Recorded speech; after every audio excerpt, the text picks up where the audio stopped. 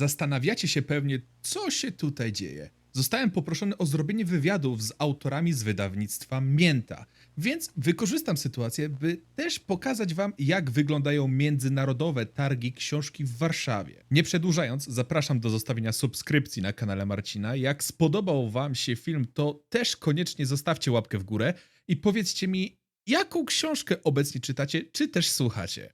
A teraz zapraszam na materiał. No to pora ruszać, ale pojedziemy czymś niezwykłym w sumie. Najnowocześniejszy środek transportu publicznego. Ale postaramy się zachować wszelkie standardy bezpieczeństwa, więc podczas jazdy nie będę nagrywał, więc widzimy się na miejscu. Raz, dwa, trzy. Udało się dojechać na miejsce jakieś 30 minut przed pociągiem. Skorzystałem z okazji, by odwiedzić lokalną piekarnię, by zgarnąć croissanty na śniadanie. Po krótkim czasie na peronie przywitał nas pociąg iście lincolnowych gabarytów. Czas mija szybko. Nasz pociąg powinien przyjechać za dosłownie chwilę. Tylko po to, by zobaczyć to. Okazało się, że nasz pociąg ze stacji startowej, pragnę zaznaczyć, jest opóźniony o 10 minut. Bardzo dobry start, ale jak już przyjechał, to nie ma co narzekać. Lecimy do Warsa. To jest coś, co nazywam standardem, kiedy jadę do Warszawy. Ciasto dnia i czarna herbata. Trafiliśmy na szarlotkę na zimno, więc ja to widzę jako absolutny sukces. Jednak nie można w barze siedzieć wiecznie. Wróciłem na swoje miejsce, by nadrobić X-Men 97. Osobiście oceniam to na 8 na 10. Drugi sezon w teorii zapowiedziany, więc czekam z niecierpliwością. Bardzo dobra rozrywka, ale jak dobrze wiemy, przy dobrej zabawie czas szybko mija. I po dosłownie 4,5 odcinka zawitaliśmy u celu. No jak widzicie, w Warszawie już cały jest zdrowy. Za mną jest gigantyczna interaktywna puszka Pepsi, którą cały czas reklamują. Ale my dzisiaj nie o tym. Dzisiaj jesteśmy, żeby zobaczyć wszystkie książki, które tutaj udostępniają i skupimy się głównie na jednym wydawnictwie. Tylko zanim przejdziemy do tego, zobaczmy, co się tutaj dzieje. Dla każdego coś dobrego. Sam byłem zdziwiony zderzeniem kultur, które tutaj nastąpiło. Dostaniemy tutaj dosłownie wszystko. Od komiksu japońskiego, europejskiego i amerykańskiego, poprzez literaturę, którą osobiście nazywam standardową, czyli powieści, opowiadania, pełne sagi z każdego możliwego gatunku, do gadżetów, w które osobiście sam się zaopatrzyłem. Jak już wspomniałem, dla każdego coś dobrego i to jest tutaj piękne, jednak był też mały problem. No i to jest większość rzeczy, które możecie zobaczyć na tego typu evencie, prawda? A, i jedna bardzo ważna sprawa. Jest strasznie gorąco, więc uważajcie na siebie, jeżeli przyjdziecie na taki event. Sprawdźcie koniecznie temperaturę, nie bądźcie jak ja. Ubierzcie się w lżejsze kolory, a nie czarno. I pamiętajcie o nawodnieniu, prawda? Nawodnienie najważniejsza rzecz w tego typu sytuacjach, więc... Nazywam się Ania Podsiadło, pochodzę z Sosnowca, mieszkam tam od urodzenia i kocham pisać książki. Dzień dobry, nazywam się Marek Zychla, na stałe mieszkam w Irlandii, a zawsze przyjeżdżam na takie największe targi książki, jak właśnie w Warszawie, w Poznaniu, w Krakowie czy w Katowicach przykładowo. Więc proszę jak to po prostu przedstawić najczęściej na świecie. Maciej Lewandowski. Najprościej na świecie. Przygoda rozpoczęła się dawno temu, ponieważ skończyłam studia dziennikarskie, ale jakby życie trochę zweryfikowało moje plany i poszłam inną ścieżką kariery. Natomiast moją inspiracją była moja córka, ponieważ w związku z tym, że czytałam jej bardzo dużo książek, postanowiłam założyć bloga. Recenzowałam książki dla dzieci, do tej pory to robię. I pierwsza książka, która powstała właśnie spod mojego pióra, jest książką dla dzieci. To w większości przypadków bywa, zaczęło się to od czytania. Czytałem wszystko, co tylko mogłem dopaść. W domu było zawsze dużo książek, pewnie tysiące. W każdym pokoju przynajmniej jedna ściana była nimi obłożona. Przeczytałem wszystkie książki w bibliotece szkolnej, a ta szkoła była dosyć duża, na jakieś 2000 uczniów, więc ta biblioteka też była dosyć solidna. Pamiętam, że nawet mnie sprawdzały bibliotekarki, czy na pewno przeczytałem, czy na pewno testowały, czy na pewno tak przynoszę co kilka dni te 2-3 sztuki. Zaczęło się od takiej miłości czytelniczej, a potem już poszło. Wiadomo, jak się dużo czegoś przyjmie, to można coś z siebie wyrzucić. Zaczęła się na studiach. Będzie to pierwszy rok studiów, jakoś tak. I zaczęło się troszeczkę przez przypadek. Z jednej strony zirytowałem się, bo przeczytałem bardzo słabą książkę, która została opublikowana. A więc pierwsza myśl była taka, mogę to zrobić lepiej. No i ktoś właśnie mi to usłyszał, jakby moje myśli, że no to zrób to lepiej, udowodnij, że możesz. I akurat się fajnie złożyło, bo wydawnictwo Replika bodajże, tak, Replika ogłosiło konkurs, nabór na opowiadania do antologii i napisałem opowiadanie, to był mój debiut i od razu się udało opublikować. Tak to się zaczęło 20 lat temu. To już od razu odpowiedziała Pani na pytanie, skąd przyszedł pomysł właśnie, by pisać w gatunku, który Pani reprezentuje. To w sumie może Pani rozwinąć tę myśl? Tak, jasne. No teraz jakby poszłam trochę w innym kierunku, bo to są moje dzieci takie dorosłe, 18 plus bym powiedziała. Natomiast faktycznie zaczynałam od serii Iga i Zaczarowany Miś. Powstały 3 książki z tej serii. Natomiast chyba więcej takich może korzyści dla mnie, nie chodzi tutaj oczywiście o korzyści materialne, tylko o satysfakcję, przynosi mi pisanie książek dla dorosłych. Ze mną to jest tak, że ciężko powiedzieć, w jakim ja gatunku piszę. Przyklejono do mnie taką łatkę, że to jest jednak literatura grozy, ale w zasadzie moje powieści i opowiadania są międzygatunkowe. Dużo obyczajowości, ale też troszeczkę fantastyki, takiej tej ciemniejszej, mrocznej, czasem miejskiej. Elementy grozy się tam pojawiają jak najbardziej, ale każda książka jest inna, bo napisałem też i powieści dla młodzieży, i dla dzieci, i dla dorosłych.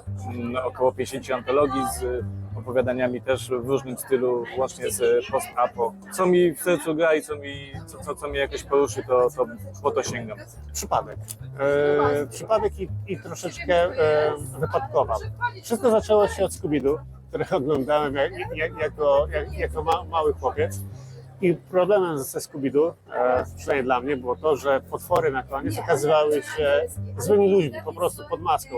I oczywiście jest w tym pewna mądrość oswajania strachu i pokazywania, że często gęsto strach ma po prostu duże oczy, jak się temu dobrze przyjrzymy, to jest po prostu ktoś, kto robi nam źle. Natomiast chciałem zrobić coś więcej, chciałem, żeby potwory były faktycznie potworami i jakoś tak się zaczęło, że piszę horrory, bo lubię horrory, piszę horrory, bo lubię straszne historie, bo lubię Scooby-Doo, bo wychowałem się na Stephenie Kingu i tak kamyczki się zbierają się do jednego pojemnika. Wydaje mi się, że książki w formie papierowej zostaną z nami jeszcze na bardzo, bardzo długo. Znam wiele osób, zresztą ja też taka jestem, że ja muszę trzymać książkę w ręce, poczuć ten zapach papieru i pomimo tego, że mam czytnik, nie korzystam z niego, nie potrafię czytać e-booków, zdarza mi się słuchanie audiobooków, ale jednak wolę papier. Ten skok już od wielu lat trwa i ludzie sięgają częściej po e-booki czy audiobooki, dlatego też wydanie papierowe ono musi konkurować i zaczyna konkurować przez to, że jest lepiej wydane, zwykle atrakcyjnie, pojawiają się malowane brzegi, barwione brzegi. Książka w papierze jest dla bibliofilii już, a e-book no też musi już mieć jakiś ładny layout, musi to wszystko interesująco wyglądać dla ludzi technologicznie powiedzmy bardziej zaawansowanych, więc książka przetrwa. Ona będzie w innej formie, będzie częściej czytana, będzie częściej jakimś już może takim nagraniem nawet na wiele głosów i z dźwiękami, ale będzie miała się dobrze. Być może będzie pisana przez sztuczną inteligencję, być może nie, to tego już nie będziemy zgadywać, bo i nie zgadniemy, pewnie tak i tak, ale sama w sobie przetrwa. Myślę, że będzie wyglądała dokładnie tak, jak jest teraz, z tą różnicą, że będziemy odchodzili nieco od papieru, będą wygrywały oczywiście formy elektroniczne, ale nie zamierzam wieścić tutaj końca papieru, bo papier jest, był i będzie i to jest fajna rzecz. Więc prawdopodobnie będziemy przesuwali tą granicę, prawdopodobnie e-booki staną się bardziej intratne dla odbiorcy, w momencie, kiedy technologia też pójdzie trochę bardziej do przodu i drogie czytniki, takie z górnej półki staną się bardziej dostępne, tańsze i przez to może nastąpić lekka konwersja i lekka zmiana. Natomiast papier się nie zmieni sam w sobie. Natomiast co się może zmienić, to sama literatura.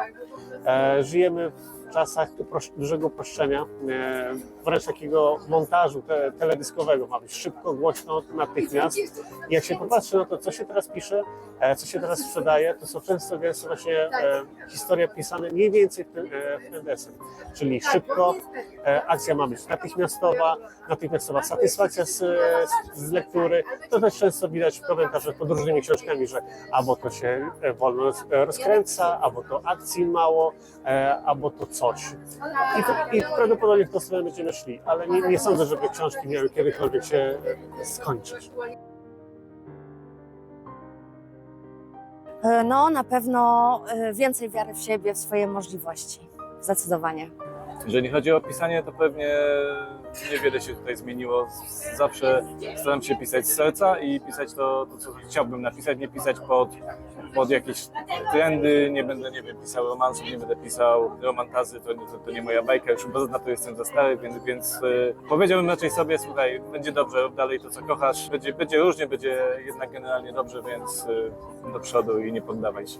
Mówiąc szczerze, nie mógłbym tego zrobić. Jeżeli bym wyeliminował jakiś błąd, nie byłbym w miejscu, w którym jestem teraz, nie byłbym mądrzejszy o ten błąd. Więc jeżeli bym się spotkał sprzed 10 lat, to co najwyżej bym się poklepał po ramieniu, a najlepiej w ogóle się nie pokazywał. Jesteśmy sumą błędów i sukcesów i wszystkie są potrzebne. Nie możemy ich wyrugować. Och, no, takie pytanie ciężkie, bo książek mam chyba kilka. No tutaj wydaje mi się, że nikogo nie zaskoczę tym, co powiem, ale chyba seria Chyłka Remigiusza Mroza zrobiła na mnie takie wrażenie. W ogóle jestem uzależniona od tej serii i chyba to. I Dzieci z Bullerbyn. Jestem wielką fanką Dzieci z Bullerbyn i czytam cały czas. Jedną z takich moich zawsze ukochanych, do których wracam i nie pogniewałbym się, jakbym o niej zapomniał i mógł przeczytać jeszcze raz, to jest Gra w klasy Cortazara. Dodatkowo można ją czytać na wiele sposobów, bo można czytać według klucza, skakać po rozdziałach, można sobie czytać od początku do końca, a można do niej wracać fragmentami. I z wiekiem człowiek inaczej spogląda na to, co jest tam napisane i inne rzeczy odnajduje, inne rzeczy widzi, inne rzeczy doświadczył, więc ona dojrzewa tak jakby i dorasta razem z nami. Proste, Lśnienie Kinga. Czytałem to jako 10-latek bodajże. Zrobiono mi piorunujące wrażenie. Jest ze mną do dnia dzisiejszego. Mam do niej po prostu absolutny sentyment, a przeczytanie tego po raz kolejny od samego początku, nie wiedząc, co właśnie czytam, chociażby teraz, w moim wieku, to byłoby prawdopodobnie znacznie większe doznanie niż wtedy jako 10-latek.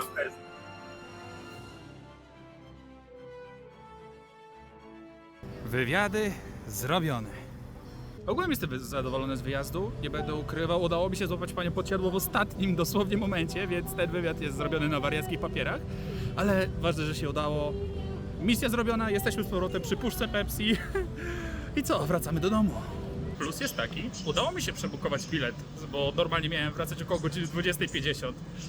Wracam pociągiem 16:40. Jest okej? Niedługo w domciu? Czas odpocząć, nie?